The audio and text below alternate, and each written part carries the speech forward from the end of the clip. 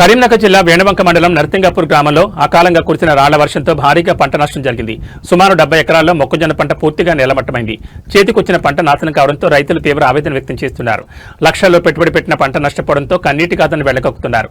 నష్టపోయిన రైతులు భాషబేణ సమ్మయ్య, చింతల తిరుపతి రెడ్డి ప్రభుత్వాన్ని ఆదుకోవాలని కోరారు.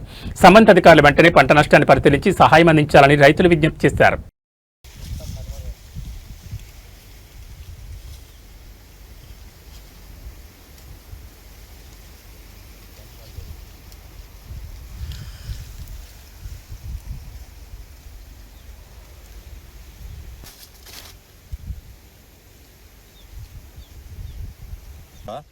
అకాల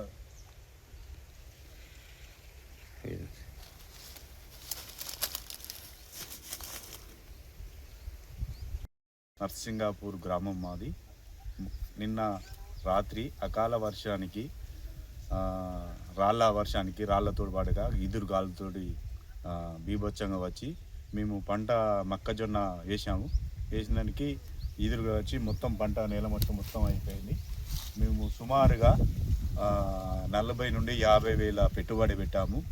దీనికి ఇంకొక 15 రోజులు అయితే కొంచెం వస్తుందని అనుకున్నాము. అందులోనే ఇది మొత్తము నిన్నటి వర్షానికి మొత్తం అంతా నేలమట్టుపై కంకి ఇట్లా పాలు పోసుకేసేలా అంతా మొత్తం పడిపోయింది. దీనికి ఏంది పని రాసులు లేకుండా అయిపోయింది. దీనికి సంబంధిత అధికారులు వచ్చి సర్వే చేసి దీన్ని మాకు ప్రభుత్వానికి